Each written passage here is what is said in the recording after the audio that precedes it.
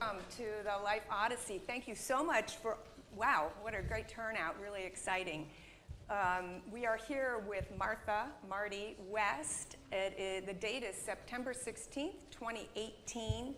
We are at the Unitarian Universalist Church of Davis. My name is Claudia Utz-Smith, and I'll be your moderator today. This is being recorded. I'm thrilled to see a lot of you brought your brown bag lunch. But if you could keep the noise to a minimum, we appreciate it. It's because we're on. I'm here with Marty West, a longtime Davis resident who's active in multiple ways, both in the community and certainly here at the Unitarian Universalist Church, where she's been a member since 2007. She has a very distinguished career. We're going to hear more about that, and she's made so many contributions to our community. She's a mother of 3 daughters and grandmother to 4, and welcome, Marty. Thank you, Claudia. Why don't you start by telling us a little bit about your religious background? Thank you, yes. I come from the Church of the Brethren. It's a pacifist Anabaptist group, believed in adult baptism.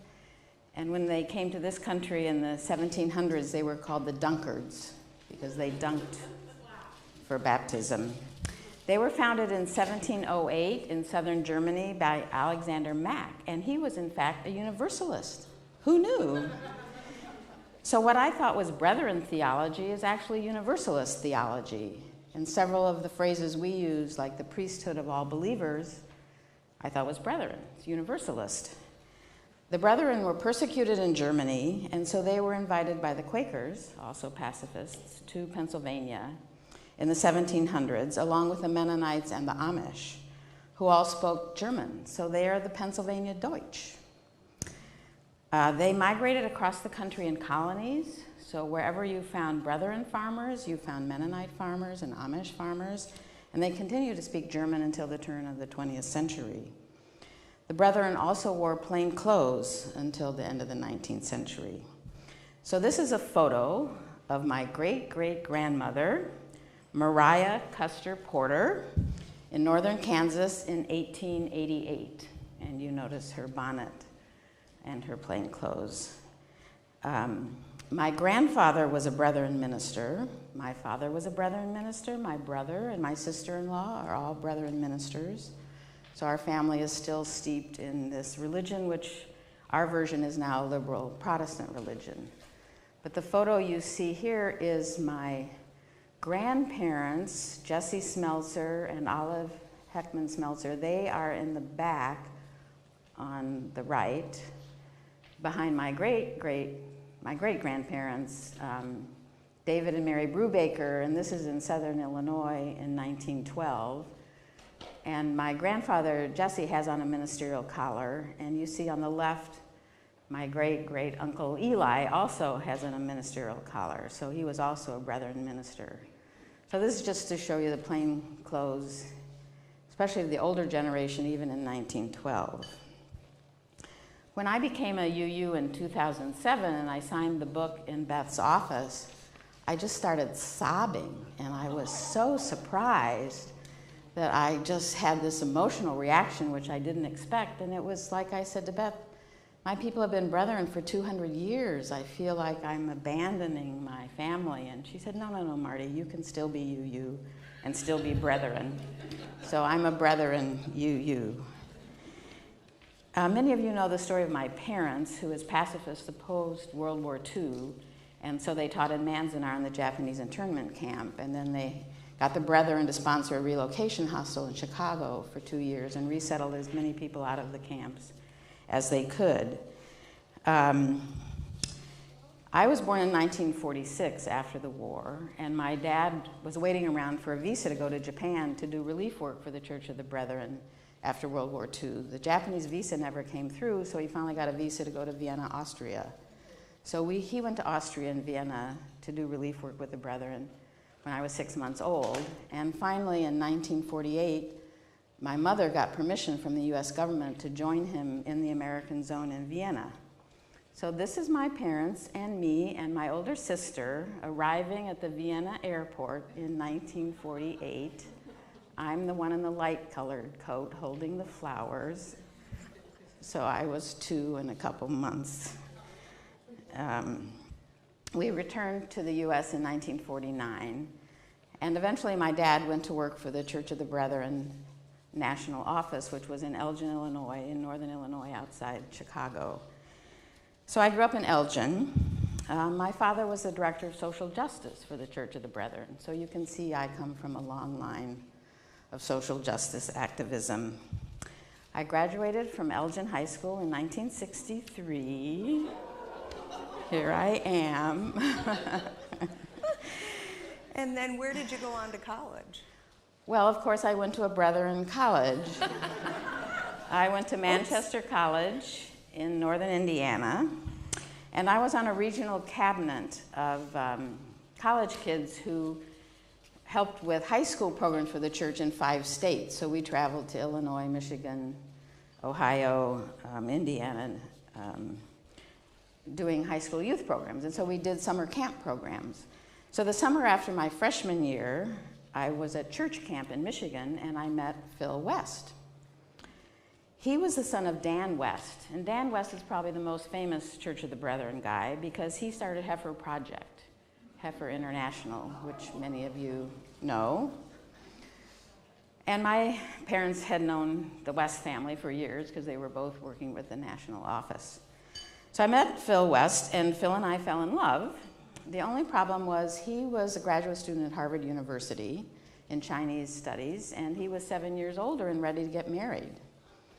So my dad said I couldn't get married for at least a year, so we wrote letters for a year, and then in the summer of 1965, we were married, and I was 19 years old. So there we are. Aren't we cute? I then transferred to Brandeis University, which is outside of Boston, because I was ready for my junior year of college. And a year later, I found out that I was accidentally pregnant. So my mother flew out over Thanksgiving to keep me in school, because in those days, lots of women disappeared when they got pregnant. So I graduated from college at Brandeis in 1967, 9 months pregnant. But fortunately, Barbara, my baby, was 2 weeks late. So she was born on July 2nd, 1967. So now I'm going to tell you how I became a feminist. When I was pregnant, I took all the natural childbirth classes, Lamaze, because I wanted to give birth naturally without any anesthesia. But I was part of the Harvard Wives Clinic at Boston Lying-in Hospital.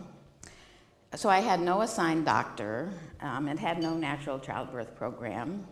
But when I went into labor, I was determined. My waters broke, and Phil took me to the hospital and dropped me off, because in those days, husbands could not stay with their wives. So I took Jane Eyre to read. I was on a ward with lots of women moaning and screaming who were only semi-conscious. I did my breathing. I kept asking the nurses, was I in transition? And they didn't even know what I meant. So after 17 hours of labor all by myself, I was wheeled into the delivery room and gave birth to Barbara. It was the most exciting moment of my life. I was exhilarated and decided if I could do this, I could do anything. That's when I became a feminist. So there we are with Barbara, 6 weeks old, because our camera was stolen and we lost the first 6 weeks of the pictures. But then in 1968, when Barbara was a year old, we went to Taiwan for a year for my husband to work on his PhD thesis. Oh, that's a good one. That's 68, on our way to Taiwan in Southern California. I taught English at First National City Bank in Taipei, but I decided since we had one child, we should have our second child. So I became pregnant in Taiwan. We came home early in the summer of 1969 because Dan West was dying of ALS disease, so we went to Indiana to live with Phil's parents. And Jennifer was born 3 weeks later after we got back from Taiwan in 1969. And then in the fall, we moved back to Cambridge, Massachusetts. And then when did you decide to go to law school? Well, I was cooped up in Harvard married student housing in Cambridge with a baby who nursed every 2 hours for the first 6 months, and a 2-year-old slowly going crazy, wondering what I was going to do next. I had started going to a couple Bread and Roses meetings, which was an early feminist organization. And Phil said one day, well, why don't you go to business school or law school? And I said, oh, no, women don't do that. And then I said, why not? Law had become important by then because of the civil rights movement. But I didn't know any lawyers because the Brethren didn't believe in law. The Brethren felt using law against your neighbor was a form of force. So there were no Brethren lawyers. They thought it conflicted with our pacifist principles. But by this time, Phil had received an offer to teach Chinese history at Indiana University in Bloomington. And Bloomington had a law school. So I decided to find out what lawyers did. So I went to the Harvard Law Library, and I pulled a book off the shelf.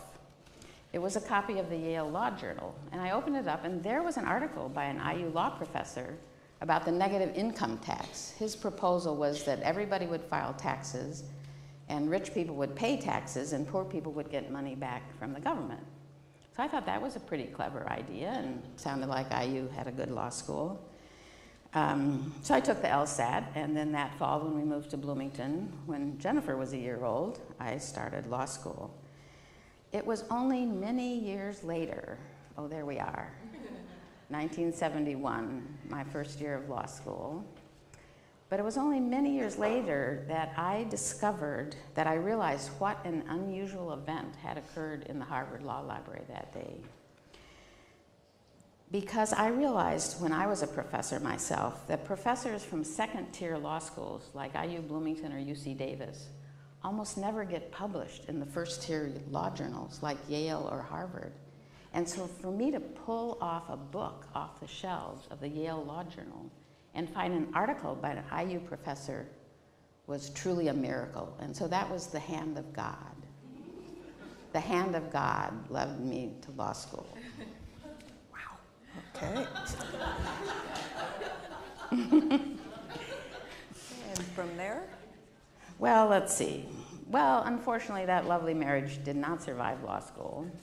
There were 5 of us faculty wives who all started law school together, and by the end of law school, only 2 of the marriages had survived law school. So I moved out of the house and around the corner my 4th year of law school, and poor Phil had to sign the lease for the apartment because I had no income. Yeah, it was pretty terrible, but and I had spent 4 years in law school because when I started law school, they allowed me to defer a first-year course because I had these 2 young babies. So I spent 4 years instead of 3 years in law school. And then after I graduated in '74, I went to Fort Wayne and clerked for a federal district judge in Fort Wayne. And then I went to Indianapolis, and I began practicing management-side labor law. I interviewed with union-side firms, but at that time, none of them would hire women. Only the management-side firm would. It was the biggest firm in Indiana. It had 80 lawyers, and 3 of us were women. So that's my official lawyer photo in 1976. When I finally got divorced, I had arranged for joint custody in the settlement agreement. And it was really a good thing the judge never read the settlement agreement because at that time, joint custody was not yet legal in Indiana. But I had counted on the calendar. The kids stayed in Bloomington with their dad in school. And I had them every weekend and every holiday and all summer. And I counted on the calendar, and I had them 4 days less a year than he did. So that was how I could justify them staying in Bloomington. Wow. And then how did you get involved with politics? Well, I started doing politics when I was at the big firm. Politics and organizing has always been my hobby and my major volunteer activity. My first campaign was the Equal Rights Amendment campaign. In 1976 and 77, I was the treasurer for the Equal Rights Amendment campaign in Indiana. We received money from the Women's Movement in California and from the ACLU Women's Rights Project in New York. And we were able to get the legislator to pass the ERA by one vote in January of 1977, and we were the last state to ever ratify the ERA. It still needed 3 more states, and it never got ratified.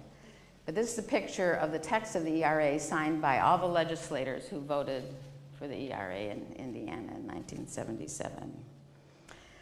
During this time, I met Bill Julian, my second husband, doing politics. But we first met, he was a lawyer for the Machinists Union, and I was a management lawyer when we first met down on the Ohio River in a violent strike. And he thought I was a management pig lawyer. But we had some mutual friends who convinced him that I really wasn't. And so we got to know each other during the Equal Rights Amendment campaign. Then I left the big firm in 1978 before I got addicted to the money and was a volunteer field director for a liberal woman, Democrat running for Congress in Indiana. Here's Jimmy Carter, me shaking hands with Jimmy Carter in I think 1978, because Bill was the lawyer for the Democratic Party in Indiana, not just the Machinist Union. So through Bill, he had all these political connections. So when I was volunteering on the congressional campaign and had quit my job, he moved in with me. He supported me and the kids in '78. And even though my candidate didn't win, Bill and I decided to stay together. So we got married in December of '78, and 2 years later in 1980, Sarah was born. Sarah, who's walking around with Ezra. When I was about 7 months pregnant in '80, I was a Ted Kennedy delegate to the 1980 Democratic National Convention in Madison Square Garden. So here's all the memorabilia from the convention, and that was the year we were supporting Kennedy by then because Carter didn't get labor law reform passed. There was a big labor law reform bill in the legislature in 1978, so the union movement sided with Kennedy over Carter. And this 1980 convention, Carter got the nomination, but Ted Kennedy won the convention. He gave this brilliant speech. And that's the convention that created superdelegates, because people knew by August of 1980 that Carter was going to lose to Reagan, but there was no flexibility in the rules. The open buttons meant we wanted to open the rules so that the pledged delegates didn't have to vote for Carter. But because of the early primary, he had so many pledged delegates, he won the convention. So the 1980 convention was very important in Democratic history.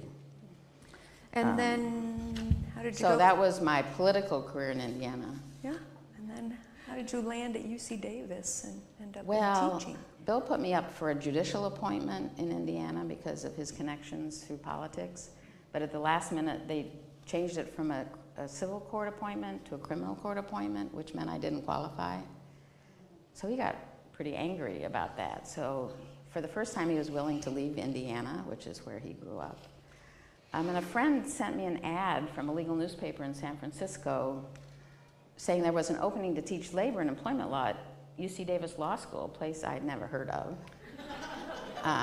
So I called up, and the professor handling the, said, yeah, we have 80 applications, but go ahead and send your application, we'll look at it.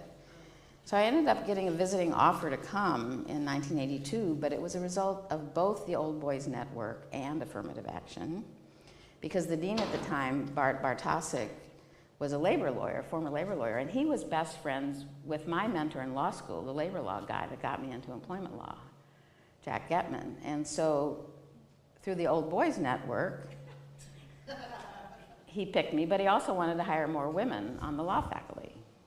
So it was a combination that I came as a visitor, and then they had the good sense to make me a permanent offer the next year. Thank you. So this is the early years at the law school. This is law school graduation in 1987 when Justice Brennan was our great graduation speaker. So there I am hanging out with Justice Brennan and some of my law school colleagues. Wow. Well, tell us about some of your involvement on campus.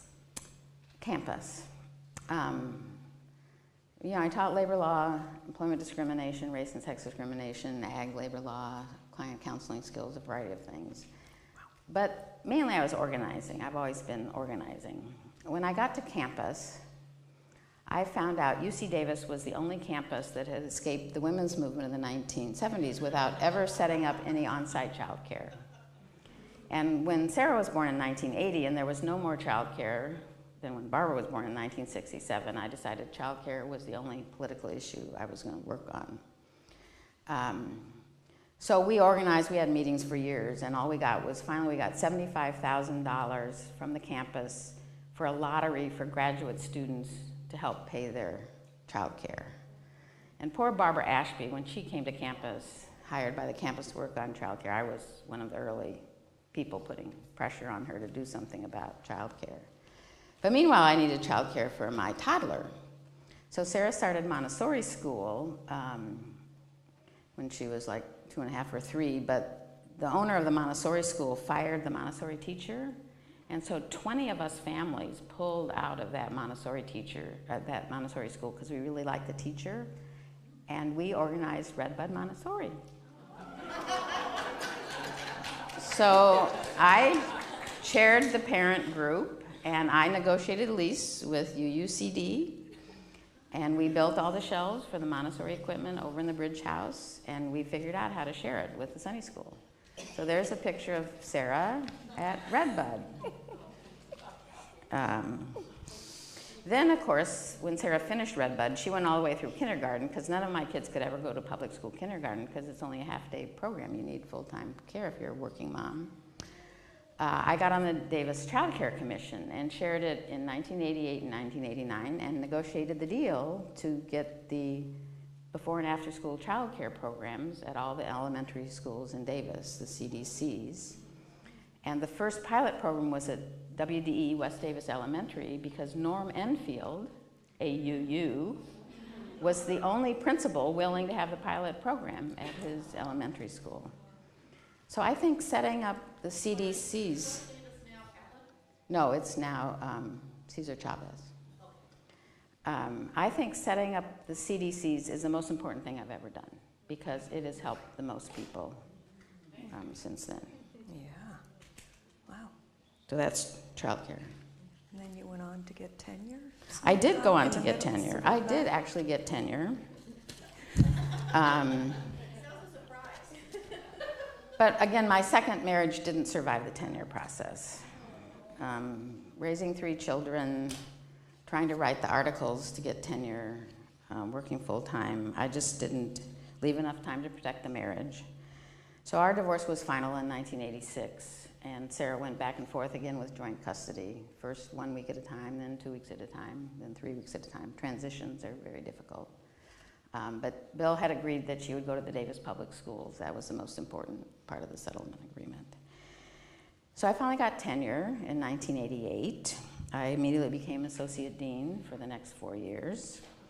Then I went on sabbatical in 92, and then I published my big article about discrimination against women faculty at research universities, i.e. UC. So I gave a brown bag talk on campus, just an informal brown bag talk, but the reporter was there, and this was the headline in the Enterprise after my brown bag talk. So the then executive, this is 1992, or no, this is 92. The executive vice chancellor then was Larry Vanderhoff, and he wrote a nasty letter to the editor saying I was incompetent and didn't know how to do research, and none of the data supported my conclusions. He later had to write me a note of apology. But then a couple years later, Claudia's sister, Jessica, who's a professor of statistics at UC Davis, did a whole statistical analysis of faculty salaries. And we had a huge debate in the academic senate about salary equity for women. And this is our final vote authorizing the equity reviews to go on at UC Davis. And Jessica Utz is in the picture. I'm hidden in the picture, but this was 1996, I think. Vaguely. Yeah, yeah. So as a result of all this work on women and research universities, I was invited by Herma Hill Kay, the dean at Bold, to go on her textbook, Sex-Based Discrimination, the law school textbook. And the previous co-author of the book was Ruth Bader Ginsburg. But Ruth Bader Ginsburg had gone off the book in 1980 when she went on the Federal Court of Appeals, and Herma had done the book by herself in the intervening years. But in 1994, Herma asked me to join her on the textbook. And then you got a nice award. And then in 1997, I got the teaching award from the law school, and this is my mother with me at the teaching award dinner in 97. And the other thing that's happened was in 1995, Ward Connerly got the regents to abolish affirmative action as policy at the UC system. And a year later, he got Prop 209 on the ballot to abolish affirmative action as policy in California. So I was going around giving talks all the time against Prop 209. So here we are at the law school, and I'm leading a rally against Prop 209, singing civil rights songs from the civil rights movement. And in the meantime, you decided to run for Davis School Board? Well, yeah. But it sort of grew right out of Prop 209 because I was so disgusted with the UC system, and I was so disgusted with the structural racism that's embedded in the admissions process at UC. When I was going around giving all these talks, I would say, yeah, and 32% of Asian American high school graduates qualify to go to UC. 12% of white high school graduates qualify for UC, and that's the normal percent. UC is supposed to take 12% of high school graduates, but only 3 or 4% of black and brown kids ever qualify for UC admissions. So was it the UC system that was the problem, or was it the California public schools?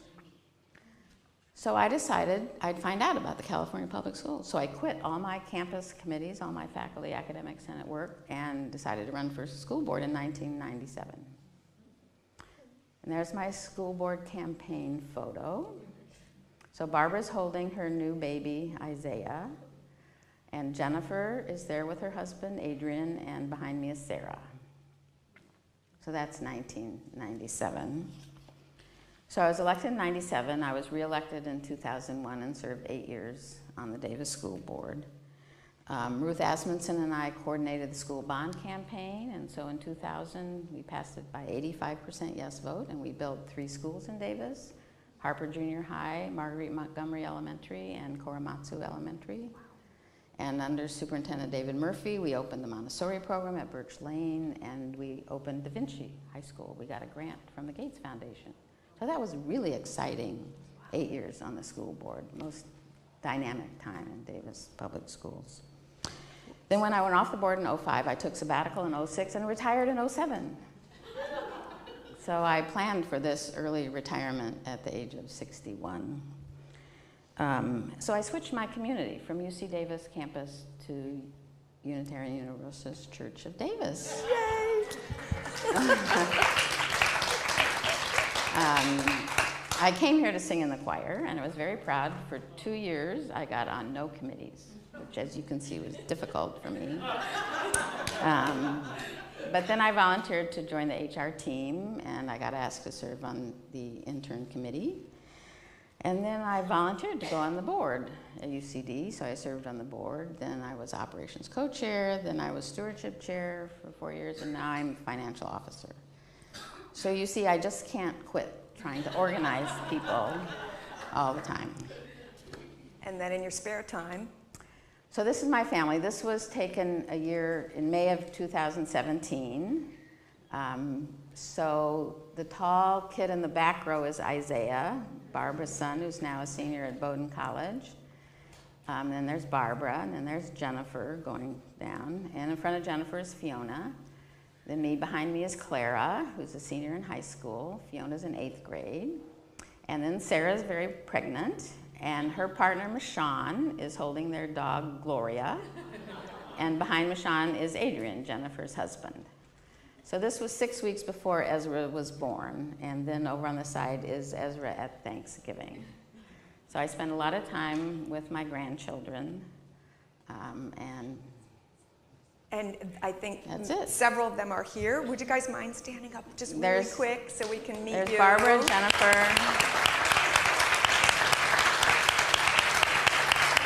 And there's Sarah and Ezra. Thank you. Wow. So thank you. This is my life odyssey so far. In 20 more years, you can come back and hear the rest.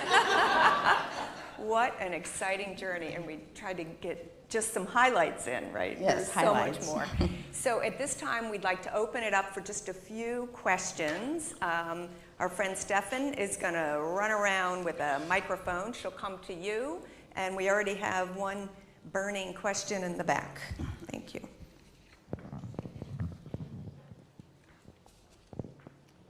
Not a question, a statement.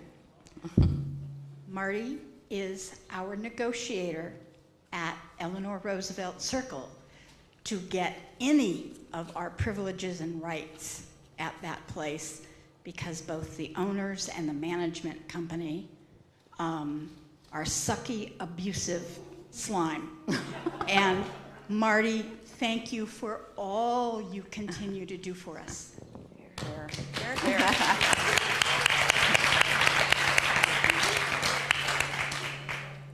Next question. Marty, would you tell us how you got more women faculty at UC Davis? Well, I chaired the Academic Senate Affirmative Action Committee, even beginning in 1984, 85, before I got tenure, because I knew the law faculty didn't pay any attention to anything we did outside the law school, so that wouldn't hurt me for tenure. And I got all the data, and UC Affirmative Action Plan sets goals for each department. And by the mid-'80s, women were getting PhDs in very high percentages. White women, some women of color. But Black and Latino people weren't getting into PhD programs, let alone qualifying for UC. So I took the women's data, and we picked the 12 departments on campus that had the highest goals for women. Like psychology, 70% of psychology professors were women, but the psychology department was only 25% women. So they had huge goals. English department had huge goals, because English was, again, 50, 60% PhDs women, only 25% faculty. So we started by having the department chairs from those 12 departments with the highest goals for women meet with our Affirmative Action Committee. So it was by publishing the data, and that's the whole basis of my work. If you publish the qualified labor pool data, and the qualified labor pool for faculty is PhDs in the United States, and you compare the PhDs recipients to percentage of faculty, ladder rank faculty, in each department. You do it department by department because everyone differs. And you just yell and scream about it as loud as you can. So that's what we did. Next question? Oh, Barbara?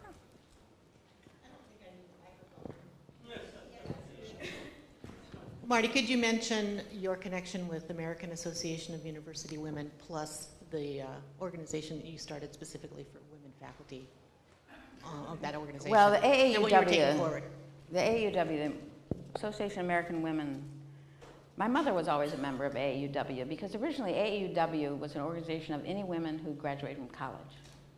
And in the 30s and 40s, that was not a large group. I got involved at the national level and was on a committee to help them determine which women's discrimination cases to actually intervene in through legal intervention. So I did that. And then I've gone around, give lots of talks to AAUW chapters in Northern California. And I've always been a member because my mother was a member. Could you mention whether the research that you brought forward was also part of their research findings and published in the national level? Well, yeah, they've done very similar work, but I never actually helped them do research. And there was a question. I'm sort of curious, were you, Emily? Hang on, we'll get it on the mic. Please. Were you active with the Church of the Brethren, sort of between the time you were young and you joined UU? Or sort of, I know you always say you joined UU to be part of the choir, but kind of was there... So my Church of the Brethren history, you know, when we moved to Cambridge, we moved out of the Brethren orbit when I got married at 19. But Phil and I stayed involved, and I guess the most important thing I did was in 1970-71 help my mother organize the Women's Caucus of the Church of the Brethren. And you know, at our national meetings, I still went to annual conferences because I'd gone to the church's annual meetings all my life. And as usual, always men got elected moderators of the denomination. And so we tried to get a structured ballot so women would get elected. Not that dissimilar from still what the UUs have to do today. So I was active at a national level with the Women's Caucus. The year we lived in Fort Wayne, we went to a Church of the Brethren because there was one there. But when we moved out here, you know, I went to the Quaker meeting once, but it was so small I knew I would get on every single committee if I went to Quaker meeting. I went to Joy Dorf's feminist theology class at Davis Community Church for a while. I went to the Methodist Church for a while. Just too much Jesus talk there. But really during my career, it wasn't until I got ready to retire that I had time to really get involved in a local congregation. Lucky us. And our last question is in the Yeah, I've been waiting to hear this story and I didn't, so I'm going to ask about Ruth Ginsburg correspondence, and you can take it from there. I've actually found it all, finally. I went to see RBG 3 times, once with Beth, once with Fiona, and once with another friend. Because Ruth Bader Ginsburg's whole career tracks mine. I met her in 1972 when she was writing the book with Herma Kay. I went with my professor from Bloomington to this conference at Yale Law School on developing courses for women in the law. I helped him teach a course on women in the law when I was a 4th-year law student. But our book never got published, but their book did. And so then I'd met Ruth at a couple of law professor conferences. But when I went on the book with Herma, she sent me a little note saying she was so glad Herma finally got another co-author. And then in 2006, I was on sabbatical in DC, so I asked her chambers if I could hear an oral argument. So I got to sit in Marty Ginsburg's seat at the US Supreme Court and listen to an oral argument, and then I got to go up and chat with her for about 10 minutes after the argument. And then I asked her permission to sit on another argument that was in my field, employment law. I didn't meet her then, but I went to another argument. After the argument, I wrote her a letter because there was a really important point the lawyers hadn't made in the case. So I wrote her a letter telling her about this point that I thought should be made, and that point ended up in the published opinion. So there's more than one way to influence a Supreme Court opinion. especially if you're Marty West. Well, sadly, we don't have time for more questions, but please help me thank Marty for being here today.